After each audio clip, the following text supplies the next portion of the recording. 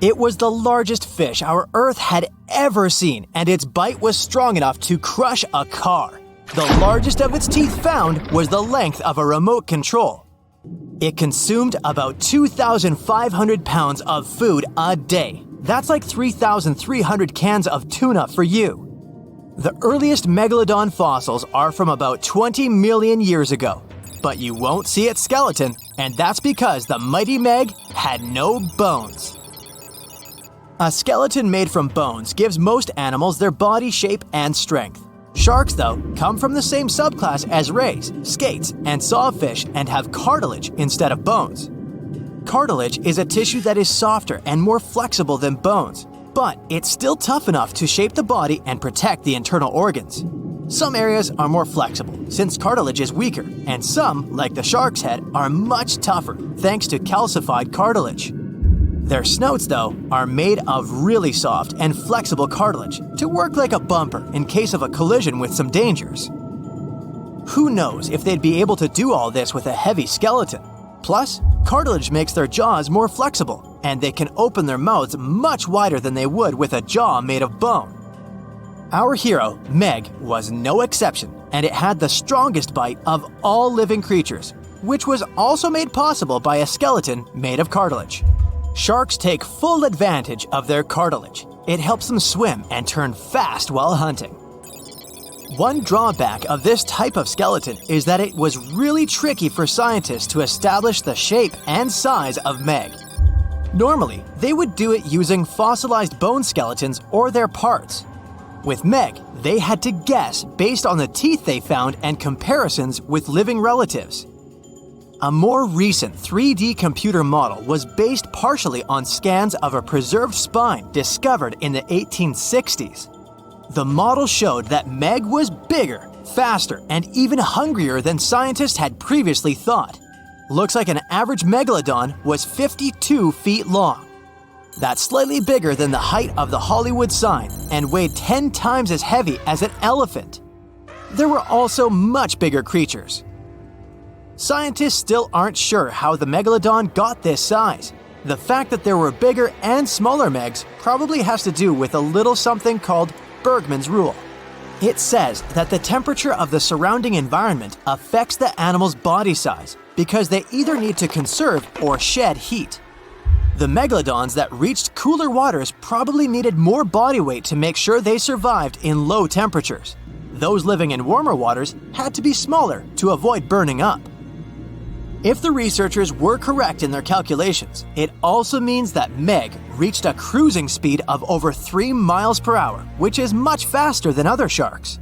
The still-living great white shark can cover a distance of nearly 7,000 miles without stopping, which is 9/10 as long as the diameter of Earth. It looks like the megalodon could have gone much further. Megalodons managed to survive on our planet for nearly 70 times longer than humans have. They were roaming the oceans for around 20 million years, and you could see them pretty much anywhere except near the poles. Scientists discovered the most northern fossils off the coast of Denmark and the most southern in New Zealand. The reason why there were no megalodon teeth found in Antarctica is most likely that these adapted to only warm tropical and subtropical waters. The younger ones like to keep to the shores, while full-grown adults preferred coastal areas, but they could easily move into the open ocean as well. When our planet went through a period of global cooling and drying, and the seas began to freeze around 3.6 million years ago, there was less and less room for Meg to thrive. Much of their prey, like smaller whales, seals, and sea turtles, disappeared or relocated to waters that were too cold for our hero. And at the same time, the number of its natural competitors, like smaller predatory sharks, like the great white shark, and whales, increased. This shifting food chain dynamics could have been even more dangerous for the Meg than the cold ocean water. You're used to seeing them on the big screen as heartless monsters, but these huge sharks were actually loving and caring family guys. Scientists discovered several megalodon nursery areas in Florida, Maryland, Panama, and off the coast of Spain. It looks like they gave birth to their young in shallow water environments. Then, little Megs would stay there with adults protecting and raising them until they were ready to fight off predators. The mighty Meg had 276 teeth in 5 rows in its mouth. Similar to other sharks, it was fast in replacing its worn-out or lost teeth. With 4 or 5 rows of teeth in its mouth, it basically acted like a conveyor belt, able to grow back damaged or missing teeth. This means that an adult megalodon probably would have grown several thousand teeth throughout its lifetime. Although the great white shark is often mentioned as Meg's closest relative, they'd hardly be distant cousins. The ancestors of today's great white existed at the same time as the Meg, but they weren't best friends and even rivaled each other. The great white shark wouldn't win in a head-to-head fight with a Meg, but it was a better hunter using its smaller size and agility to snap up the giant's prey quickly. This only left the bigger fish and whales for the Meg, but its food supplies began to run out as the whales swam to the cooler new seas. Rather than a great white, the megalodon is more like a modern bull shark. It had a short snout, a flat lower jaw, and huge pectoral fins to support its massive weight and size. We also speak of Meg as an extinct giant, but can we be 100% sure it isn't hiding somewhere as we speak? After all, we've only explored 5% of our oceans altogether. The Mariana Trench is the deepest oceanic trench on Earth, and you could dip the whole of Mount Everest in its deepest part, and over a mile of it would still be above the surface. If a megalodon or two needed a place to hide, that would be the perfect spot. It wouldn't be the coziest place to live, though, with its cold water and total darkness. Plus, the pressure there is 1,000 times stronger than at sea level. So, if a Meg really were hiding down there, it would have serious issues with its teeth, because calcium would dissolve under that pressure. To survive here, it would also need to learn to navigate in complete darkness. That means it would have either become bioluminescent or evolve to grow massive eyes like the giant squid. If the Meg were still around and true to its dietary choices, it would have to eat smaller fish, and that would be a problem for us humans. Especially those of us who love fish, that is. And the ocean isn't cooling down these days. The megalodon would love its temperature and would thrive and reproduce faster than ever. Those giants would create some massive problems for cargo ships and cruising vessels.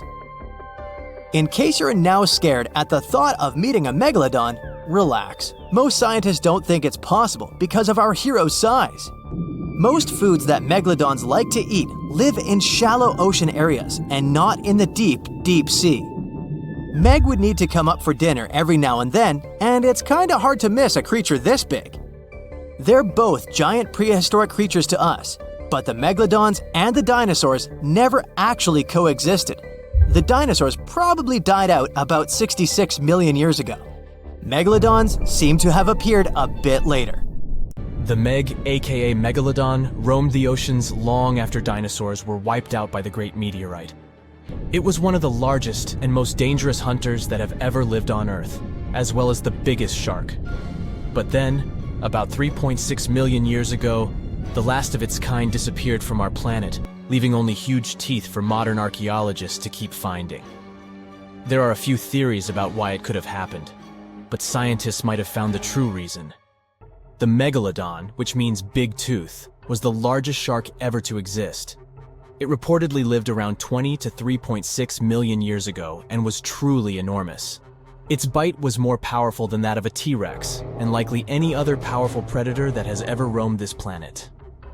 It's probably not surprising since this marine creature had extremely strong jaws that could span from 9 to 10 feet wide. That's enough to swallow 2 grown-up people side by side. The jaws were also lined with 276 teeth, and they reached 7 inches in length. That's as long as a small hedgehog. Once these teeth got worn down, the shark got rid of them and grew new ones. Such large sedated teeth helped the Meg to eat meat easily. The shark itself could grow up to 59 feet long. That's twice the length of a London double-decker bus. The animal was also pretty heavy. While a fully grown T-Rex weighed about 8 tons, the weight of a large megalodon could be more than 30 tons. With no competitors, the enormous shark was the real king of the oceans. It hunted other sharks, large fish, and even whales. Then why did such a magnificent creature disappear from the face of the earth? The previous theories mentioned the great white shark. The megalodon is usually described as some gigantic version of this marine animal.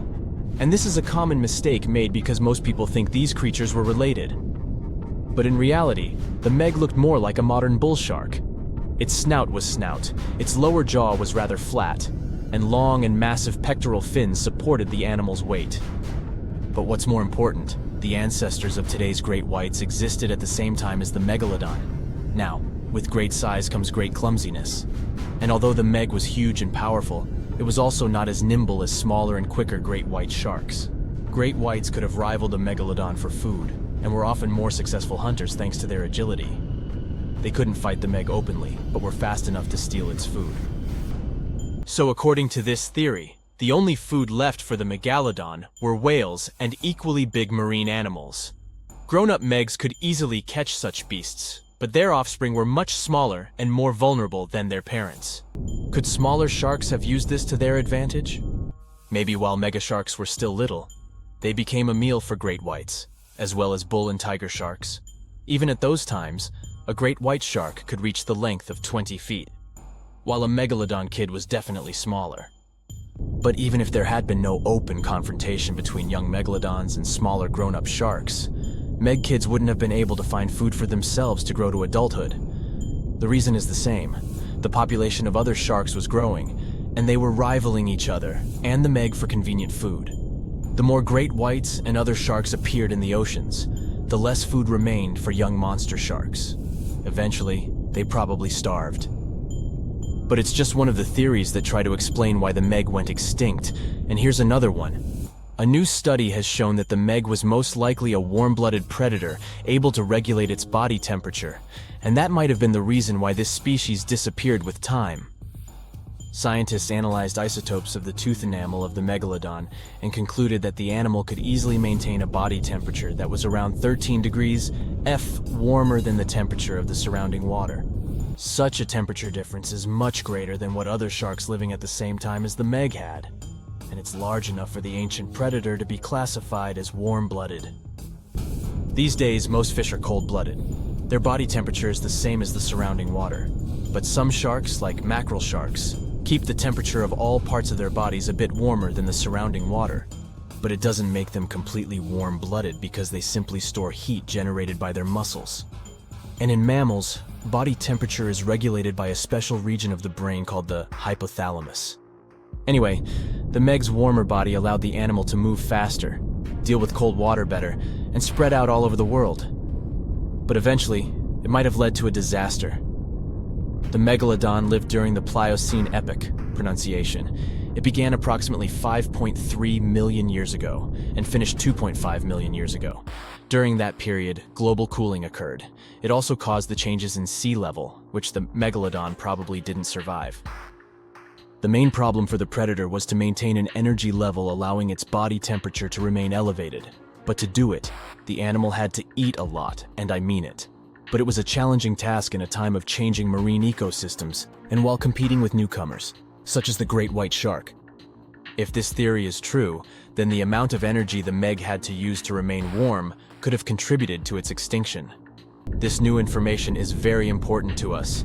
It shows that many marine predators in modern oceans might be experiencing the effects of ongoing climate change too. By the way, have you heard that there have been several cases when people were sure they had seen the Meg? Or at least some similar extremely large monsters. And these sightings happened relatively recently.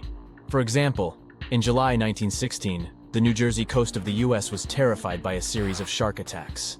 They happened during an oppressive heat wave when hundreds of beachgoers tried to find shelter from the heat near the water. People described the culprit that had caused all that havoc as a giant shark, much bigger than any regular one.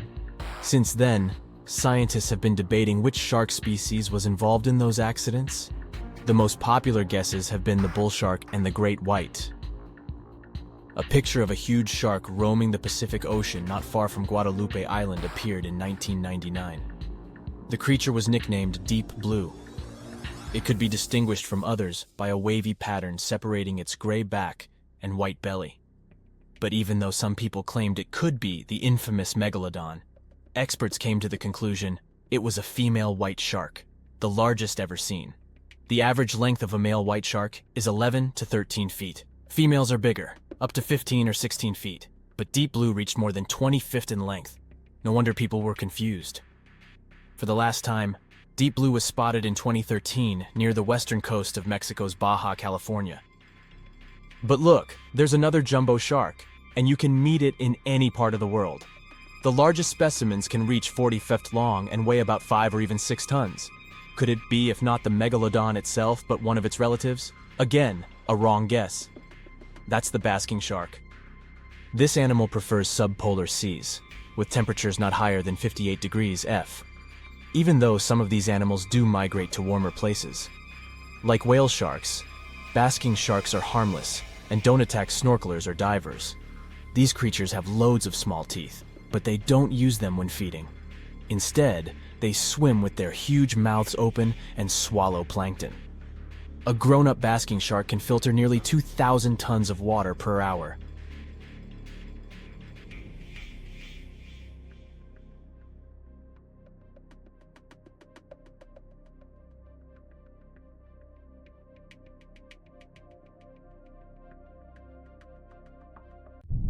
It was one of the biggest creatures ever to roam the earth. It was longer than your average school bus and could easily weigh more than 10 elephants combined. But where did it live? How did it end up having this size? And most importantly, why is it extinct nowadays? Let's find out. The megalodon was the largest predator ever known in our planet's history. In terms of its location, the megalodon lived practically in all waters on our globe, except near the poles. The reason why there were no megalodon teeth found in Antarctica is probably that the gigantic creature adapted to only warm tropical and subtropical waters. The younger ones liked to keep to the shores, while full-grown adults preferred coastal areas, but they could easily move into the open ocean as well. How do we know the megalodon was so widely spread? We can only presume, based on the fact that they discovered the most northern fossils off the coast of Denmark and the most southern in New Zealand. The discussion of how the megalodon got this size is still open in the scientific community. They recently found out that not all the specimens from this fascinating species reach the same huge size. This has to do with a little something called the Bergmann's rule, which says that the temperature of the surrounding environment affects the animal's body size because they either need to conserve or shed heat. The megalodons that reach cooler waters probably needed more body weight to make sure they survived in low temperatures. On the contrary, those living in warmer waters had to be smaller to avoid burning up. But what did this enormous fish look like? Most modern depictions show the megalodon resembling an enormous great white shark. But well, it seems it may not necessarily be correct. The megalodon likely had a much shorter nose and a flatter jaw that looked almost squashed when compared with a great white shark. It also seems to have something in common with the modern blue shark: extra long pectoral fins. They needed these to support their weight and size while navigating the planet's waters. Lastly, the lady megalodons, seem to have been about twice as large as the gentlemen. As for their offspring, even a small megalodon was enormous, at least 6.5 feet from nose to tail. How do we know that? Because specialists have stumbled upon megalodon nursery habitats in Panama, Maryland, the Canary Islands, and Florida. Even the piles of used diapers were enormous. Nah, not really. Surely the scariest aspect of the megalodon's looks was its mouth. I mean, think about it. Megalodon had whales for dinner, so it obviously needed to open its mouth wide enough. Scientists have estimated that its jaw would span a mind-boggling size, 9 by 11 feet wide. Just to paint you a better picture, that means it could have easily gulped down 2 adult people side by side. Wait, which 2 adults? Those impressive jaws also feature 276 teeth. Based on modern reconstructions of the force of its bite, it looks like it may have been one of the most, if not the most, powerful animals of prey ever to exist. For comparison, humans can have a bite force of around 1,300 newtons. Today, great white sharks have been estimated to be able to bite down with a force of over 18,000 newtons. The megalodon tops all the records, with an estimated power of bite up to 10 times greater than that. It could basically crush a car with very little effort. Its teeth were also pretty amazing. Similar to sharks, the megalodon was fast in replacing its broken or worn teeth. With 4 or 5 rows of teeth in its mouth, it basically acted like a conveyor belt, growing back damaged or missing teeth within about 48 hours. This means that an adult megalodon probably would have grown several thousand teeth throughout its lifetime. It was nice of them to do that, though, since it's probably one of the reasons why megalodon teeth are so common in fossil records, and we're able to study them properly. To maintain its impressive physique, the megalodon had to eat somewhere around 2,500 pounds of food per day. Can't wrap your head around that? Well, it was the equivalent of 1¼ cows per day to survive.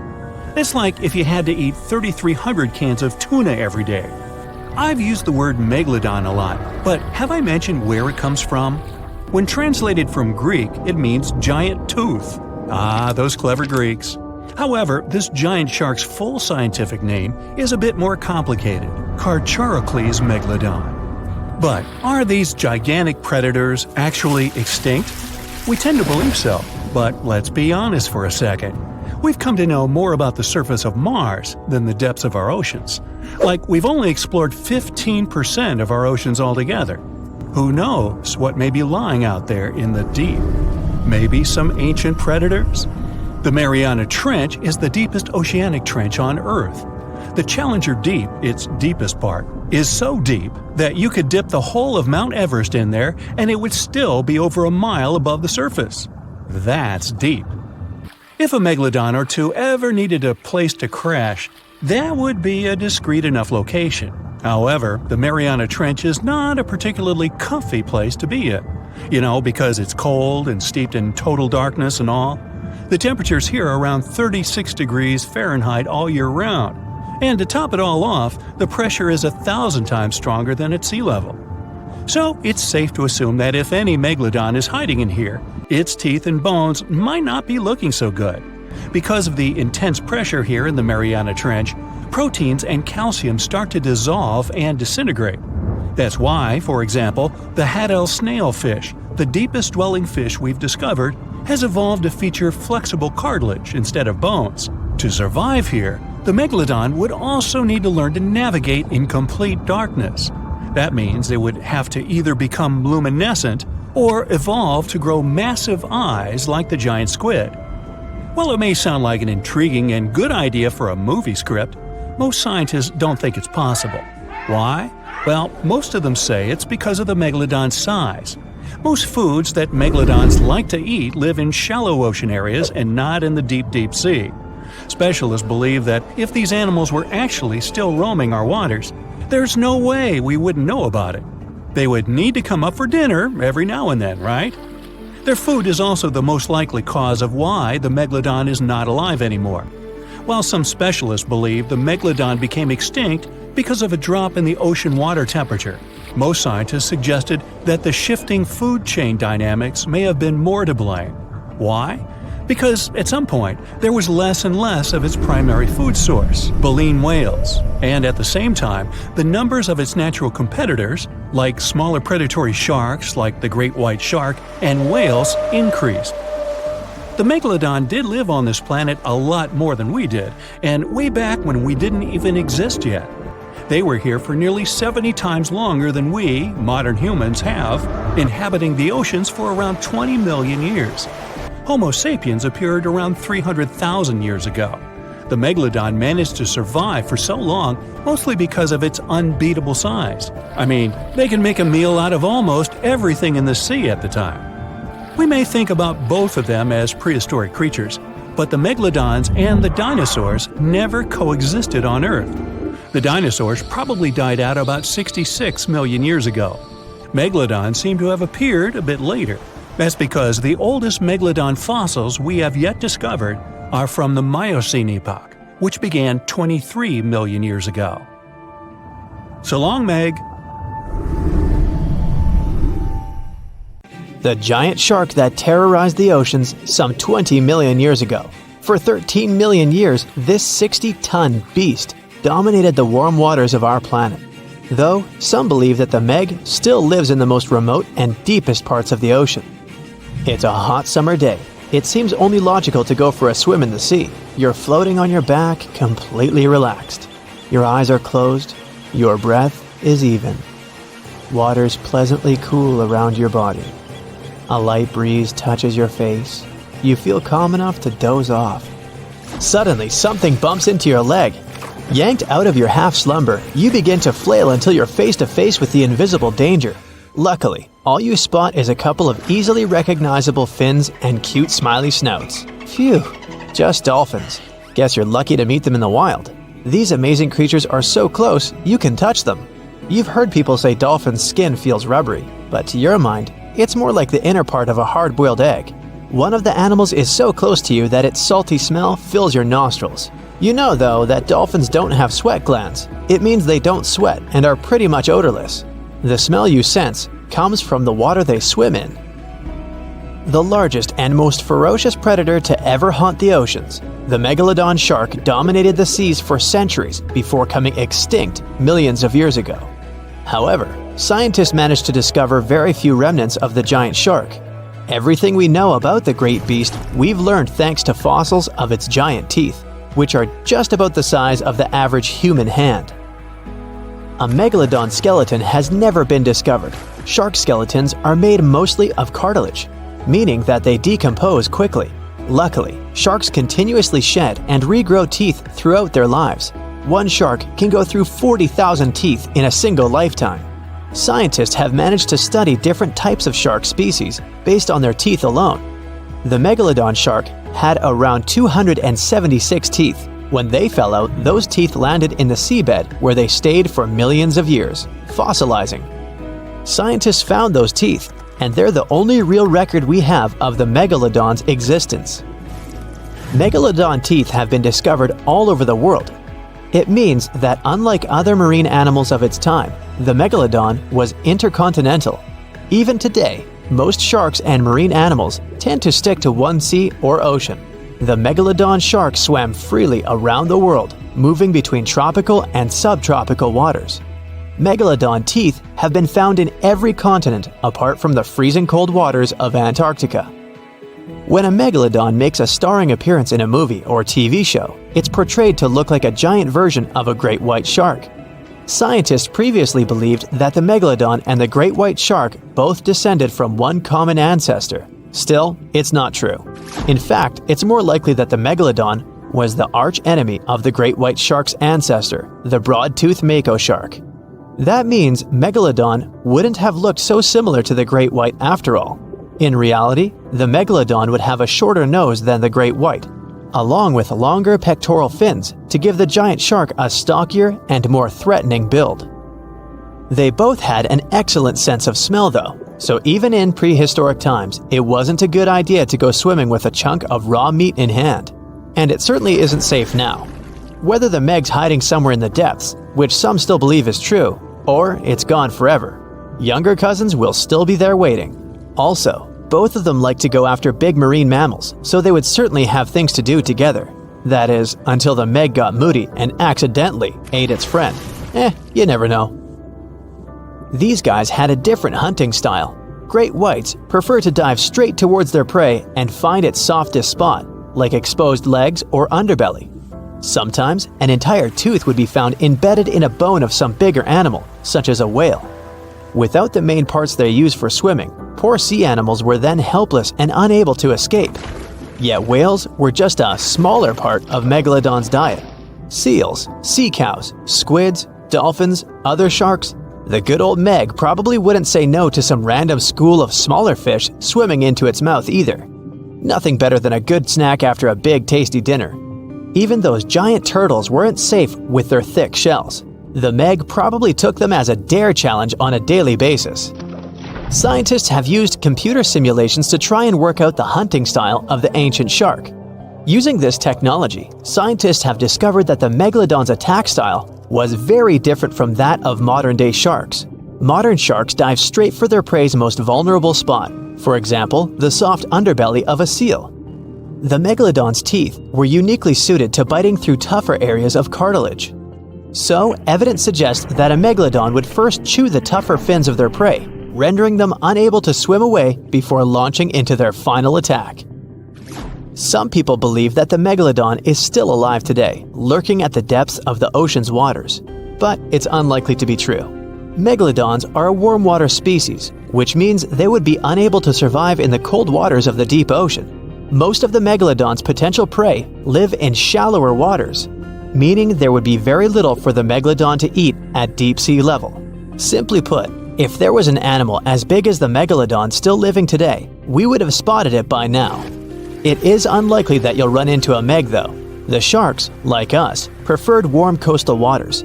Deep ocean living would be too cold for the beasts, and food would be scarce. Their entire bodies would also have to evolve to avoid being squished by the enormous water pressure down there. It's unlikely they're still around, but not impossible. Some good news if you do run into one is that the shark is pretty unlikely to eat you. You are way too small a meal for the megalodon, even if you have a couple of friends with you. This guy eats whales that are over 50 feet long. If you're having a beach party though, it's a different story. In a beach full of swimmers, the shark very well might creep up, scooping several humans into its giant mouth without even chewing. The fearsome name megalodon comes from two Greek words, megas, meaning big, and odont, meaning tooth. Combined, they mean big tooth, and it certainly lives up to its name. Just one of its chompers is the same size as a human head. It had 276 humongous teeth in total, across 5 terrifying rows. In all of history, only a couple of saber-toothed cats and the T-Rex had consistently bigger teeth. Now that's a showdown I'd like to watch. The megalodon vanished millions of years ago, leaving only huge teeth to be found by modern archaeologists. They literally disappeared with very few traces left. Scientists believe that over time, deep sea levels dropped and the ocean's temperature went down rapidly. Over a third of all marine life was wiped out as the oceans cooled and the number of animals at the bottom of the food chain plummeted. This had a catastrophic effect on the hungry predators at the top. Sorry guys. It became way too cold for these sun-loving sharks too, which made it difficult for them to reproduce since they gave birth in warm waters. The megalodon is usually described as a sort of great white shark, but this is just a common myth. In fact, the ancestors of today's great white existed at the same time as the meg, but they weren't best buddies and were even in competition with each other. The great white shark was a better hunter using its smaller size and agility to snap up the meg's prey quickly. They were also known to eat meg pups, who were only half their size. This didn't exactly help the whole extinction thing. While a great white was no match for an adult meg in a head-to-head fight, they sure weren't scared of stealing their food. This only left the bigger fish and whales for the meg, but its food supplies began to run out as whales swam to the cooler new seas. The whales adapted to prefer the colder temperatures, leaving our friend the meg behind. The megalodons either starved or were frozen into extinction by the Ice Age. Rather than a great white, the megalodon is more like a modern bull shark. It had a short snout, a flat lower jaw, and huge pectoral fins to support its massive weight and size. As scary as they are, these sharks were actually caring family guys. Several megalodon nursery areas have been discovered in Florida, Maryland, and Panama. They gave birth to their young in shallow water environments. We know this from discovering loads of tiny megalodon teeth found in these areas. I wonder if they had nannies too. South Caribbean Sea, July 21st, 2047. Well, it's finally happened. The research institution you work for got word of a massive shark spotted off the coast of Panama. Local scientists confirmed the impossible. It's a megalodon, and you've been sent with one mission: to study this thing up close and within. Hey, it's also your birthday, but the cake will have to wait. They've already got the specimen ready. With enough tranquilizer to take down 10 elephants, the meg is immobile. But you're on a strict time limit. The sedation will wear off in a half an hour. All right, it's go time. The head researcher slaps you on the back. Good luck down there. And remember, don't get anywhere near that turbine. Oh, right. They set that up in front of the shark to keep water flowing through its gills. Without the continuous flow, the meg wouldn't be able to breathe. Got it. And you jump overboard. You set the timer in your watch for 25 minutes, just to be safe. The shark isn't too far under the surface. 60 feet long, weighing probably 50 tons. It's the size of a train car. She's a big girl, all right.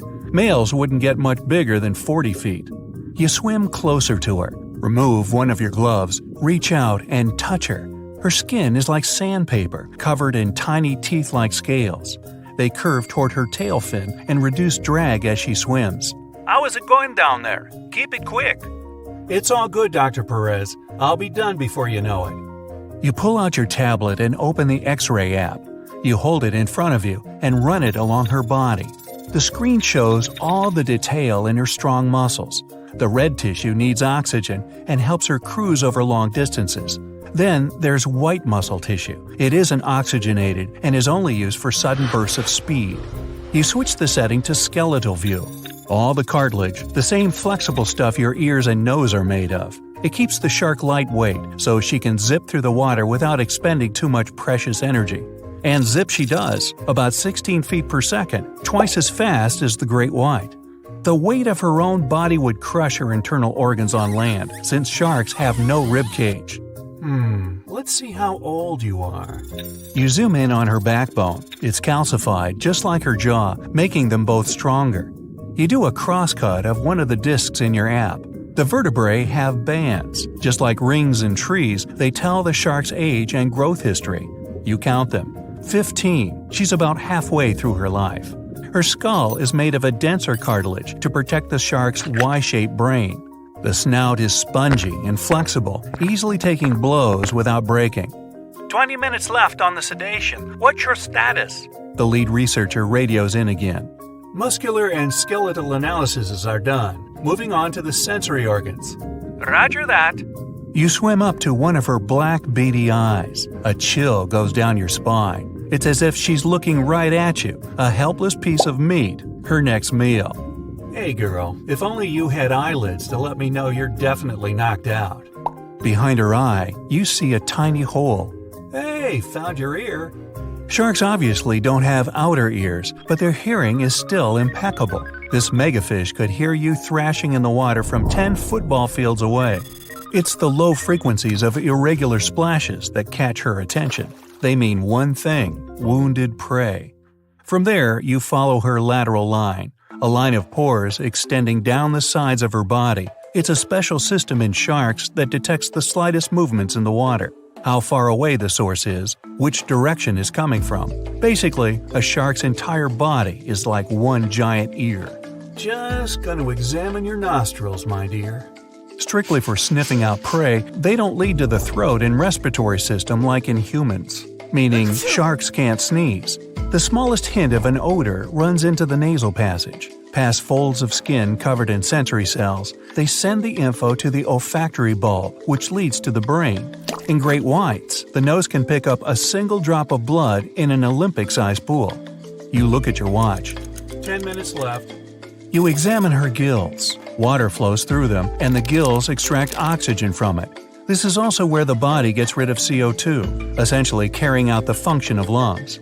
But the oxygen to carbon dioxide exchange happens at the cellular level, and the blood is what transports it.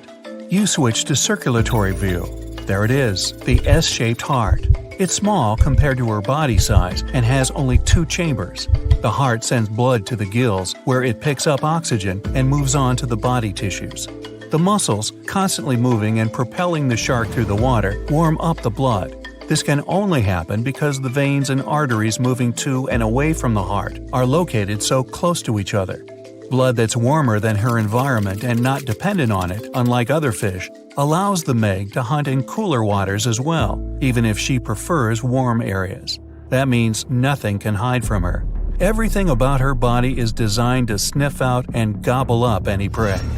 We're getting some fluctuations in the vitals. Come on, wrap it up. Almost done. One thing left, the thing you've been avoiding, her mouth and digestive tract. You swim up to her jaws, careful to keep your distance from the current flowing into her face. Her jaws have been propped open for better examination, and they're enormous. 10 feet across, 9 feet high, you could stand in her mouth with a friend on your shoulders. They can open up to 100 degrees, enough to fit the biggest prey out there. Large fish, whales, even other sharks. She needs 2,500 pounds of food a day, more than the average person eats in a whole year. The jaws can come down with 30,000 pounds of force, like being crushed by a car. The great white can only boast a jaw force of 4,000 pounds. Humans, a piddly 160. Ooh, and those teeth, 250 of them in 5 rows. They're razor sharp and can cut right into whale bone. The teeth are slanted back towards the throat, so nothing can escape their grip. The biggest ones are the size of your hand. Fascinated, even hypnotized, you swim a little closer, just a couple more inches, when, whoosh, the turbine's current carries you straight into her mouth.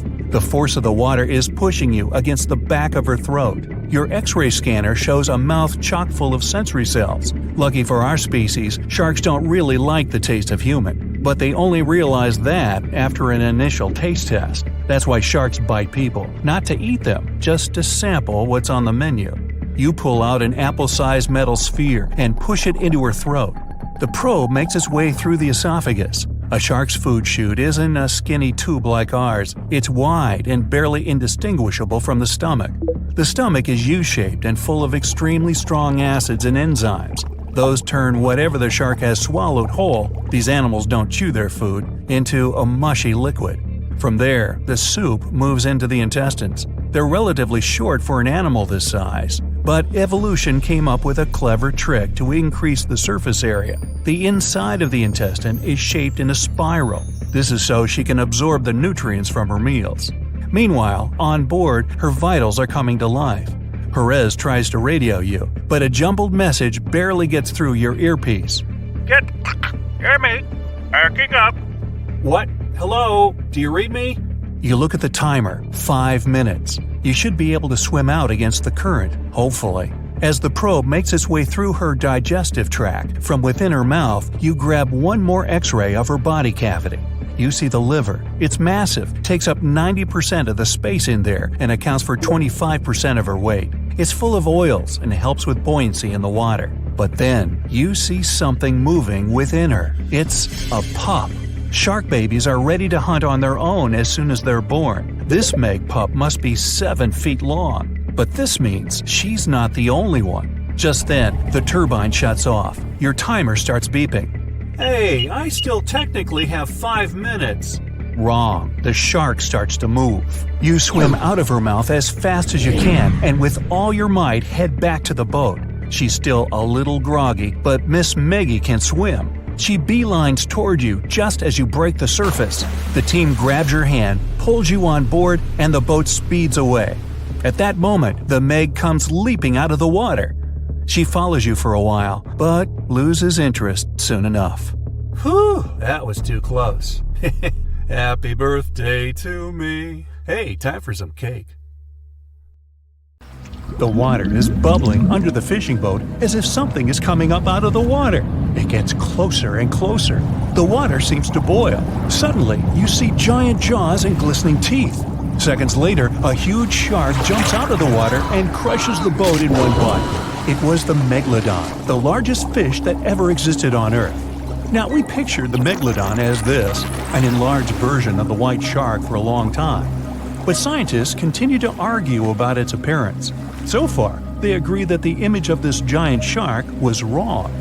Here's the data that scientists are sure of. Size, about 50 feet long. That's as big as a school bus and comparable to the length of a subway car. 8.5 times the height of an average person. Let's compare it to the modern white shark. The megalodon is 3 times bigger, but that's just a rough estimate. We don't have a fully preserved skeleton of the megalodon. That's because it didn't have any bones, but cartilage. Not much of that left in the 3.6 million years since the megalodons went extinct. All that survived were teeth and a few vertebrae. By comparison, dinosaurs went extinct about 66 million years ago. But their solid bones are perfectly preserved, and we have many different examples of their skeletons. Scientists have calculated the size of a megalodon based on its teeth and jaw. Now, this is one tooth. It's about 7 inches long, bigger than the palm of your hand, and 3 times the size of a modern white shark's teeth. The megalodon jaw was 6 feet wide and chalked up 5 rows of teeth, a total of 276 razor-sharp chompers. The other preserved remains are the vertebral column. It consists of 150 vertebrae, each 6 inches wide. They contain much calcium because, well, Megalodon love fresh cold milk. Nah, it's because the vertebrae had to withstand the enormous mass of a giant shark. Based on those fossils, scientists created a model and calculated only the approximate size of the Megalodon. But it could hardly have been any bigger. It's all about breathing. The bigger the fish, the more oxygen it needs, which means a larger gill area. That's the organ that filters the water and collects oxygen. If the Megalodon were any larger, it would have trouble breathing. So, scientists believe that 50 feet is the maximum size of an individual. On average, they were a few feet smaller. Now, let's talk weight. On average, one Megalodon weighed about 30 to 35 tons. By comparison, a white shark weighs 1 ton, which is 30 times less. Hey, trust me. A school bus is 4 times lighter at 7.5 tons. The weight of a Megalodon can be compared to an empty Boeing 737. But the modern blue whale beats the Megalodon in size and weight. 98 feet long versus 50, almost twice as long. Blue whale's weight is about 180 tons. That's like 6 Megalodons or 6 passenger planes, or like 33 adult elephants. Hey, don't you love the comparisons? Now, about the appearance of the Megalodon. Scientists believe it didn't look like a white shark. The Megalodon belongs to a different fish family and most likely looked like a giant sand tiger shark. Flattened snout, small eyes. Its dorsal fin is moved backwards. The sand shark has 2 dorsal fins about the same size. The coloration is light brown with a white belly and may have had brown-red spots like a sand shark all over its body. We used to think of the Megalodon as something scary from the first finds of its fossils. That was back in the Renaissance era. People found some teeth in the rocks. At first, these teeth were thought to be the tongues of dragons or snakes. And here's the first drawing of what the owner of these teeth supposedly looked like. A massive snout with a scary nose and a bunch of razor-sharp teeth. We also have the evidence that Megalodons were brutal hunters, kings of the food chain. The first combat tool in their arsenal was the battering ram. The Megalodon was a slow swimmer, though. It could only accelerate up to 11 miles per hour. In comparison, the modern white shark can reach 35 miles per hour in a dash for its meal. The fastest human swimmer could only go 6 miles per hour. Well, good luck with that. But the Megalodon had incredible mass. Though slow, its battering ram had tremendous power. The Megalodon would take its prey by surprise. It had only one chance to hit it. If it missed, it would take too long for a second round. The maneuverability of the Megalodon was comparable to a large truck. But if the ram was successful, the prey was stunned and couldn't move. At this point, the Megalodon aimed at vulnerable spots, like the fins and tail of the prey. Scientists have found many ancient whale remains with Megalodon tooth marks. It turned out that the giant shark knew where its prey's vital organs were located and could strike at them. When the prey was immobilized, the Megalodon bared its teeth. An adult person could easily fit into its open jaw at full height. And according to various estimates, the bite force of the Megalodon was almost 11 tons. Now imagine the weight of 3 SUVs concentrated at the tip of a sharp tooth. That's 9 times the power of the largest white shark bite, and 6 times the power of the modern record holder for biting, the saltwater crocodile. Here, look at a map of where the remains of the Megalodon were found. South and North America, Europe, Asia, Australia. It was the master of all seas and was comfortable anywhere on our planet. We've even found some remains of the giant shark in freshwater sediments. Perhaps it wasn't afraid to enter rivers to hunt.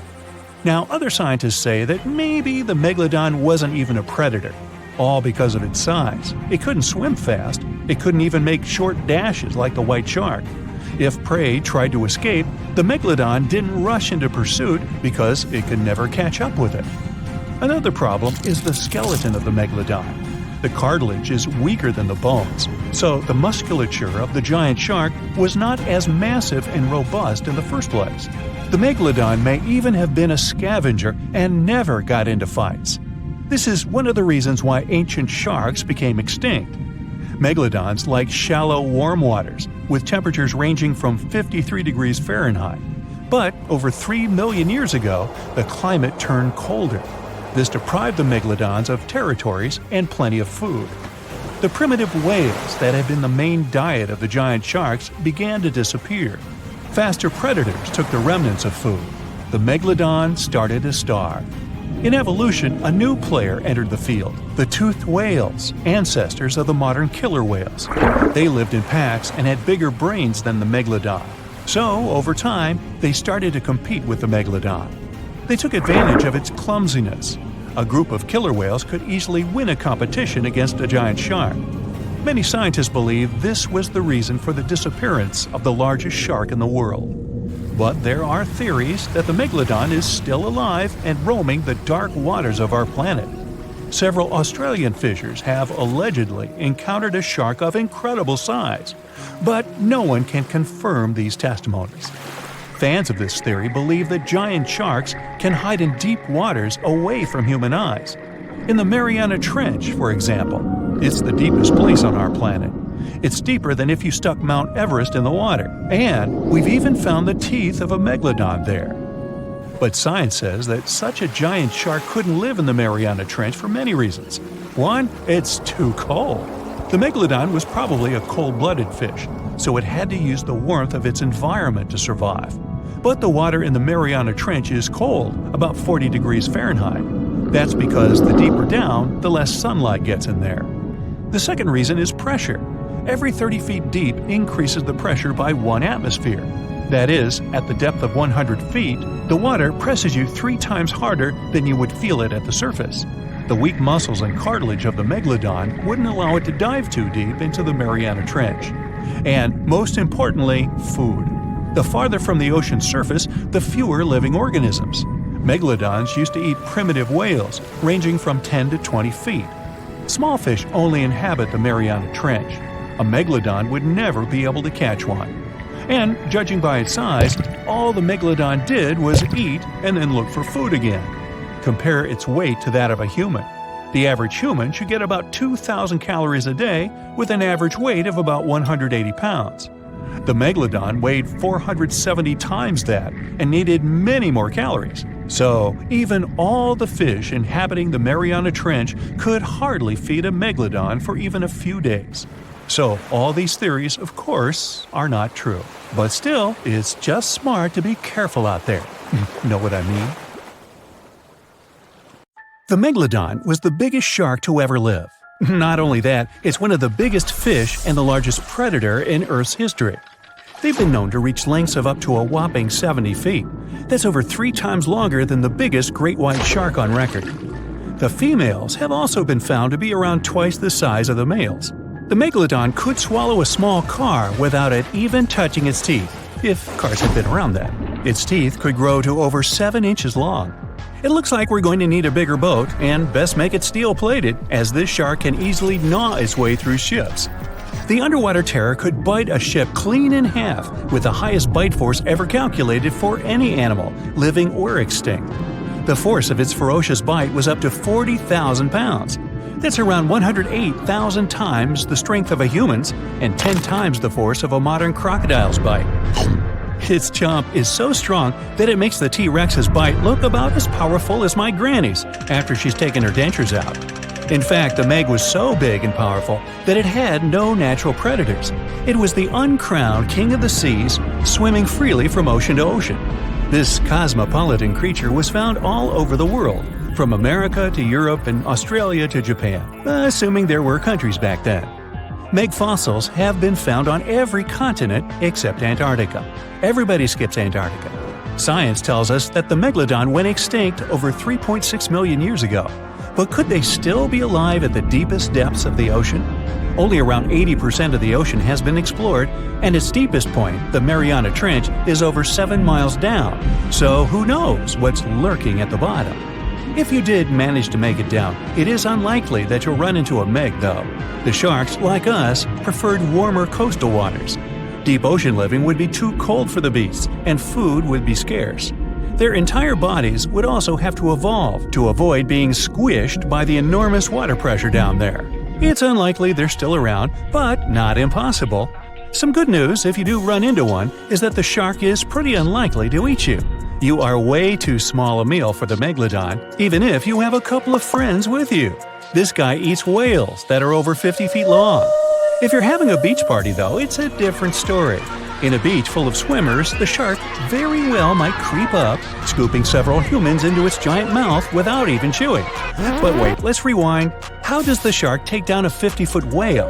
It first bites off its fins, making the whale unable to swim away. It then casually munches it down piece by piece. Because of their size, sharks had to consume over a ton of food every single day just to sustain themselves, like me. All that food made the megalodon extremely heavy. They range from anywhere between 50 to over 100 tons. For context, that's around the same as 7 to 16 adult male African elephants.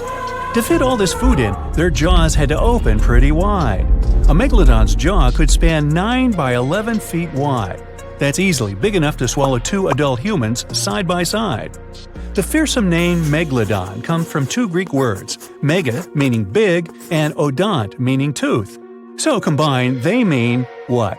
Big tooth. And it certainly lives up to its name. Just one of its chompers is the same size as a human head. It had 276 humongous teeth in total across 5 terrifying rows. In all of history, only a couple of saber-toothed cats and the T-Rex had consistently bigger teeth. Now that's a showdown I'd like to watch. The megalodon vanished millions of years ago, leaving only huge teeth to be found by modern archaeologists. They literally disappeared with very few traces left. Scientists believe that over time, sea levels dropped and the ocean temperatures went down rapidly. Over a third of all marine life was wiped out as the oceans cooled, and a number of animals at the bottom of the food chain plummeted. This had a catastrophic effect on the hungry predators at the top. Sorry guys. It became way too cold for these sun-loving sharks too, which made it difficult for them to reproduce since they gave birth in warm waters. The megalodon is usually described as a sort of giant great white shark, but this is just a common myth. In fact, the ancestors of today's great white existed at the same time as the Meg. But they weren't best buddies, and were even in competition with each other. The great white shark was a better hunter, using its smaller size and agility to snap up the Meg's prey quickly. They were also known to eat Meg pups, who were only half their size. This didn't help the whole extinction thing. Even infant megalodons were huge, coming in at just under 7 feet. While a great white was no match for an adult Meg in a head-to-head fight, they sure weren't scared of stealing their food. This only left the bigger fish and whales for the Meg, but its food supplies began to run out as the whales swam to the cooler new seas. The whales adapted to prefer the colder temperatures, leaving our friend the Meg behind. The megalodons either starved or were frozen into extinction by the Ice Age. Rather than a great white, the megalodon is more like a modern bull shark. It had a short snout, flat lower jaw, and huge pectoral fins to support its massive weight and size. As scary as they are, these sharks were actually caring family guys. Several megalodon nursery areas have been discovered in Florida, Maryland, and Panama. They gave birth to their young in shallow water environments. We know this from discovering loads of tiny megalodon teeth found in these areas. Gee, I wonder if they had nannies too. But how come there are so many megalodon teeth out there for us to analyze? Well, due to their messy, aggressive eating habits, sharks regularly lose their teeth. They lose a set of teeth every 1 to 2 weeks. That's 40,000 teeth in a lifetime. They must rake in a fortune from the tooth fairy. Because of this, their teeth were continuously raining down to the ocean floor. Luckily for us, they're also the hardest part of a shark skeleton, which is why so many teeth have survived and become fossilized. It's fair to say that the first discoveries of the Meg's teeth confused people. Early discoverers thought the Meg's teeth were petrified tongues of ancient serpent creatures. They even used to call them tongue stones. It's also a common myth that the megalodon was around at the same time as the dinosaurs, although this would have been pretty cool. The dinosaurs were wiped out around 66 million years ago, but the megalodons came much later. The oldest Meg fossil is only around 23 million years old, but it's tricky to pinpoint the exact date. After all, calendars weren't invented yet. They became extinct way before humans even evolved. The earliest Homo sapiens, which is a fancy name for the first humans, emerged about 2.5 million years ago. But what if the megalodon shark didn't go extinct? Whale populations have dropped drastically since these guys were last around, so there'd be way fewer whales for them to chomp down on. Whales have also gotten a lot smarter and learned new defensive moves, making them way harder to take down. It's estimated that they ate around 12 tons of food each day. If they were still around and eating that much, they'd be forced to eat smaller fish, and there'd be barely enough big fish for us humans to survive on. The naughty megalodons would also be able to track fishing boats and steal the fish that they worked hard to collect. It's safe to say we'd see a lot less fish in the aisles of your neighborhood supermarket. As our ocean temperatures are heating up again, the sharks would also thrive and reproduce faster than ever. There'd be more and more of these giant eating machines in the water, reducing our fish supply even more. It would also cause massive problems for cargo ships and cruising vessels. Imagine coming into contact with one of these bad boys while you're sunbathing on the deck. Even beachgoers would be hard hit. Megalodons give birth in shallow waters, so many of our favorite beaches would quickly become dangerous shark nursing grounds. Hey, where did that beach volleyball game go? They were playing just a moment ago. The megalodon shark roamed the oceans, scaring and chewing everything to pieces long after the dinosaurs were wiped out by the great meteorite. We know that it was the largest and most dangerous hunter that ever lived, as well as the biggest shark. It was the king of all seas, swimming freely between most parts of the ocean. But then, about 2.5 million years ago, the last of its kind disappeared from Earth forever, leaving only huge teeth to be found by modern archaeologists. And it could be because of the great white sharks. The megalodon is usually described as a sort of gigantic version of this marine animal. This is a common misconception people make because these creatures were thought to be related. In fact, the Meg looked more like a modern bull shark. It had a short snout, a flat lower jaw, and long and massive pectoral fins that supported its weight. And what's more important, the ancestors of today's great whites existed at the same time as the megalodon. But with great size comes great clumsiness. Although the Meg was huge and powerful, it was also not as nimble as the smaller and quicker great white sharks.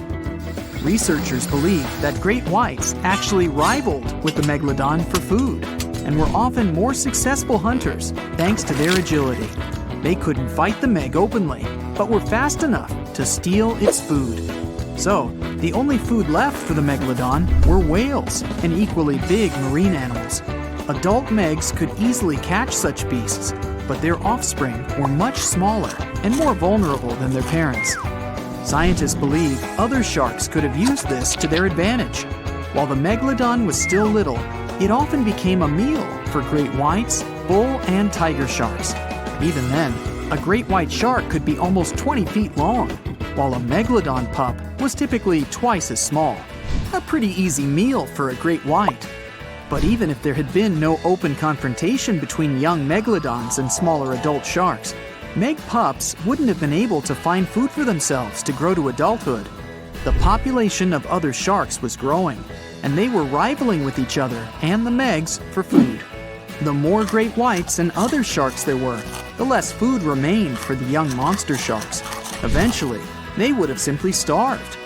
As if this wasn't enough for the megalodon to cease to exist, their favorite big munch, the whales, began to adapt to changing conditions on Earth.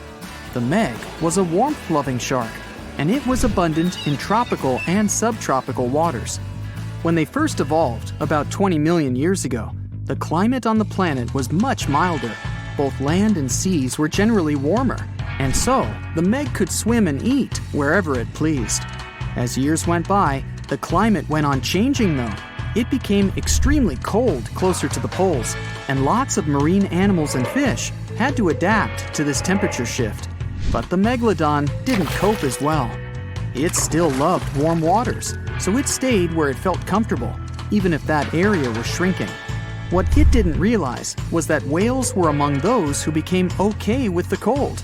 The big marine mammals went further north, and Meg was left without a supper. Now, at some earlier stages of research, scientists reconstructed the megalodon looking like a bigger, just a little more dangerous version of a great white shark. Movies then followed suit, added a couple of details on their own, and ta-da! We've got a marine giant that could grow up to 90 feet long. Well, hold on. Megalodons were usually between 50 and 55 feet, sometimes growing up to 60 feet. For comparison, a bowling lane is 60 feet long, a school bus is around 45 feet, and an average person is 5 feet 10 inches tall. So yeah, not bad Megalodon, but still not 90 feet. Its weight was around 50 to 60 tons, which is something like 10 adult elephants or even a Boeing 737. That's just their females though. The ladies were almost twice as big as the males. Another movie versus reality thing, the Megalodon had nothing to do with a great white shark. The closest they could be is cousins, because Megalodon, in fact, is the last descendant of a completely different lineage of sharks. Plus, its kind is around 3 times bigger than an average great white. It has a shorter nose and a much flatter jaw that almost looks like it's squashed. Also, Meg's pectoral fins are longer than those of the great white sharks. Ancient predators ate a lot, so they needed something to support their weight. They both had an excellent sense of smell, though, so even in prehistoric times, it wasn't a good idea to go swimming with a chunk of raw meat in hand. And it certainly isn't safe now. Whether the Meg's hiding somewhere in the depths, which some still believe is true, or it's gone forever, younger cousins will be there waiting. Also, both of them like to go after big marine mammals, so they would certainly have things to do together. That is, until the Meg got moody and accidentally ate its friend. You never know. These guys had a different hunting style. Great whites prefer to dive straight toward their prey and find the softest spots, like exposed legs or underbelly. Megalodon aimed for the fins and tail because of its almost 10-foot jaws and what's considered to be the strongest bite ever. Its teeth could pierce almost anything. Sometimes an entire tooth would be found embedded in the bone of some bigger animal, such as a whale. Without the main parts they use for swimming, poor sea animals were then helpless and unable to escape. Yet whales were just a smaller part of the Megalodon's diet.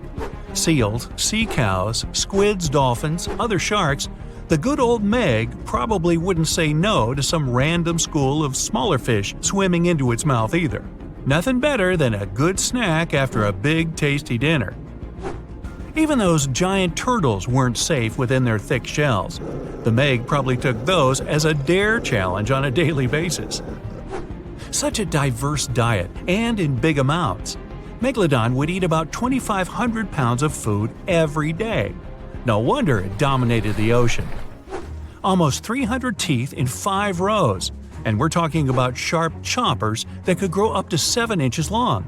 Even its name stands for giant tooth. Hey, I'm thinking maybe it had a cousin, orthodontia, which means either crooked teeth or deep pockets. Still, Megalodon would change thousands of teeth over a lifetime. Since Meg's teeth weren't that strong, they would often fall out. Then it would get new ones within 1 to 2 days, so it could continue its hunting sessions without any serious interruptions. The same thing happens with modern sharks as well. New teeth replace damaged or worn-out ones. Those teeth falling out were the only thing that helped scientists do any research on the Megalodon at all. They found them all around the world. Yep, Megalodons were quite some travelers. They lived in all oceans, and their fossils were found on all continents except Antarctica. What, too cold? Since their skeletons were not made of bone but of cartilage, teeth are the only evidence they've ever even existed. They gave scientists an insight into a lot of things, including size. Even with modern sharks, scientists determine their size by the dimensions of only one tooth, and do the same with the Meg. Megalodon had the strongest bite of all living creatures on Earth. It would definitely be fun to see the clash between the Meg and, say, T-Rex. Sadly, they missed their chance to meet and establish some long-term friendship since dinosaurs went extinct over 60 million years ago. Meg, on the other hand, terrified all the inhabitants of the seas and oceans from 23 to 2.5 million years ago. Where could Megalodon live these days? Well, it would probably love the places modern sharks go to, such as Florida, Hawaii, Brazil, South Africa, or some other tropical paradise. When you think about it, it's not bad at all. Meg, take me with you. Meg itself didn't have any serious competition or a natural enemy, but its infants were too weak to defend themselves. That's why the apex predator had to choose warm, shallow waters with no strong currents to raise its babies. Those, by the way, were around 6.5 feet long, not quite tiny themselves. Scientists actually found some of their juveniles' teeth, so it seems like part of their nursery areas was the coast of Panama, and that's 10 million years old. Okay, time to meet with one of Megalodon's potential rivals, the mighty sperm whale. 45 to 60 feet long, the size sure makes it quite an adversary. Modern sperm whales don't have such big teeth, but their ancestors, which lived around 13 million years ago, were well packed. The largest tooth found was 5 inches wide and 14 inches long. That's something like the biggest soda bottle out there. That would make an interesting combat. Here we're talking about this giant marine predator, but this is not the only intriguing ancient animal that wandered the oceans. In fact, sharks are some of the oldest creatures on our planet, more ancient than insects, mammals, dinosaurs, even trees. Mass extinction events wiped out most life on Earth. Giant asteroids fell on its surface, continents split up, and so many other things happened. But sharks were there, alive, persevering, apparently with no contact with the outside world, just chilling and doing their thing. The spiny shark was actually one of the first animals with a jaw. Not that it could do much with that jaw, since it was only around 12 inches long. Meg wouldn't even bother around this one, and it wasn't even a real shark, it just looked like one. If you ever wondered how a combination of eel and shark would look like, well, here it is. Eel shark preferred freshwater, was up to 3 feet long, and went extinct around 200 million years ago. Since dinosaurs appeared around 230 million years ago, the eel shark was probably there to give them warm welcome, prepare a buffet, but the dinosaurs had unfortunately mistaken it for dessert. Now, this predator would get some real screams on a nice sandy beach during a spring break if it was still alive, the Ginsu shark. It was nicknamed after Ginsu knives for a huge mouth of almost 500 razor-sharp teeth. One of this monster shark's hobbies was to go after big turtles. Okay, now seriously, what's with that shark turtle thing? Scissor-toothed sharks. Now we're talking. These guys lived around 300 million years ago and had some strangely shaped heads. The weirdest part were their jaws. This shark didn't shed old and worn-out teeth, but kept growing new ones at the back. Those in the front were then pushed forward, and with age, the shark got a really strange scissor-tooth look. Scientists are still unsure why it had to be like that. Hey, time to call in the orthodon. Even during the Meg's long reign, our favorite ancient predator still wasn't the only scary giant shark in town. For instance, I can't pronounce its name, so I'll just call it Mr. C. Unfortunately, not enough of its fossils were found to get more information, but some research says it had teeth more than 5 inches long. That also implies it could probably grow to be 20 feet long. Oh, and if it only left just a couple more teeth around, I guess the Meg wouldn't be the only movie star from those times. So close, C, so close.